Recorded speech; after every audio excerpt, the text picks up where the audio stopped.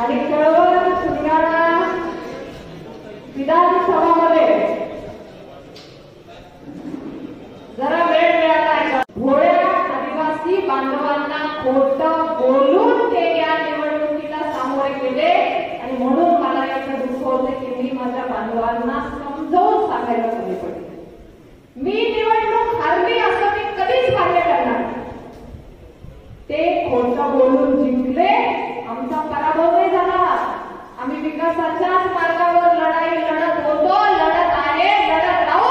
आम्ही खोट्याची सत्ता कधीच घेणार नाही. नको आम्हाला खोटी सत्ता. खोटं बोलून जिंकायचं.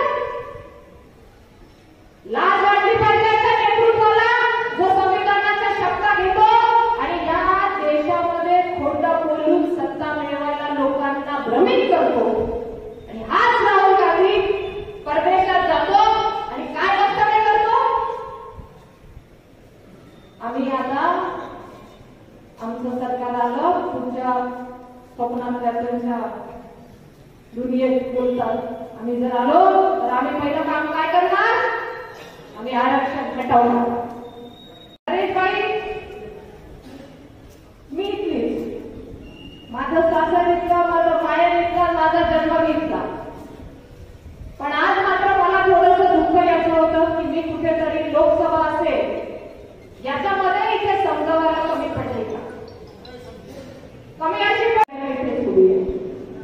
बोला याच्यावर व्हॉट्सअपवर की भारती पवार इथे उत्तर द्यायला आणि हिंमत असेल तर वाचा ऑनलाईन जाऊन राजू गांधी काय बोलत होते. आता राजू गांधींच्या वडील कोण. पण भारतामध्ये राजकारण करायचं ना आणि आमच्या भोळ्या बाबड्या जनतेला फसवायचं ना.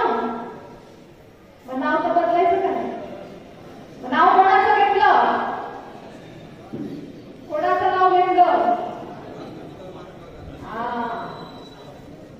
लगेच त्या राजकारणासाठी महात्मा गांधी आजोबा म्हणत होते, आम्हाला विरोध करत होते, आमच्या आरक्षणाला विरोध करत होते आणि तेच तुम्हाला पण मी सांगणार आहे. समजत इंग्रजी बी आपले समजत है ना.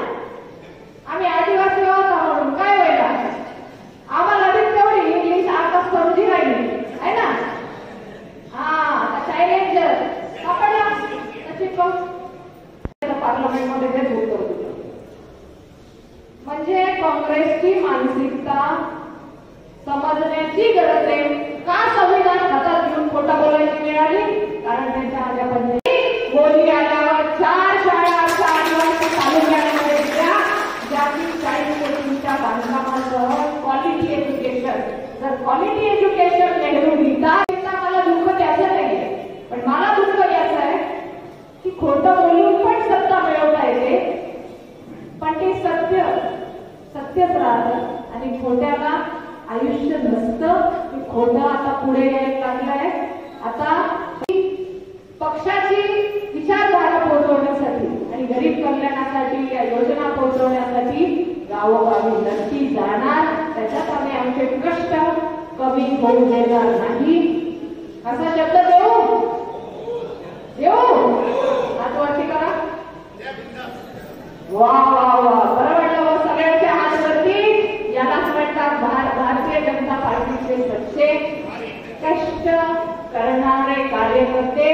आणि ज्या कार्यकर्त्यांमुळे 2 खासदार असलेला पक्ष आमचा 303 वर सरकार आहे आणि राज्यात पण येणार ही शाळा करण्यावरची वेळ आहे. परत एकदा भारत माता की भारतीय जनता पार्टीचा.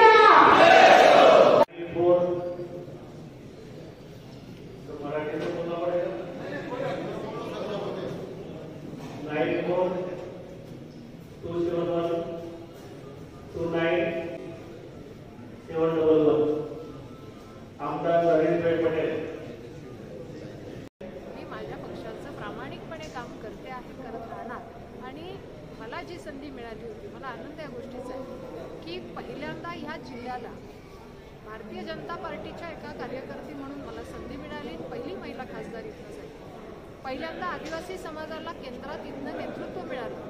याच्या पलीकडे भारतीय जनता पार्टीची उच्च विचारसरणी याचा काय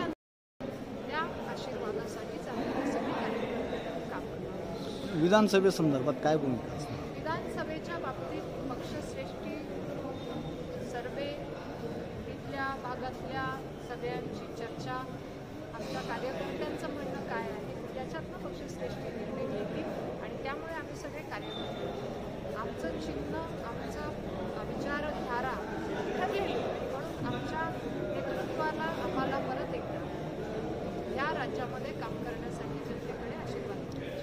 तिकीट मिळाल्यास मला असं वाटतं की मी ज्या पक्षात काम करते हे मागावं लागत नाही. माझ्या पक्षाने आमच्यासारख्या असंख्य कार्यकर्त्यांना न मागताच बरं काही. माझं शॉप आहे तर देवळा सटाणा रोड एग्रोमॉजवळ गाडा नंबर 21 आणि माझा नंबर आहे 9834429385.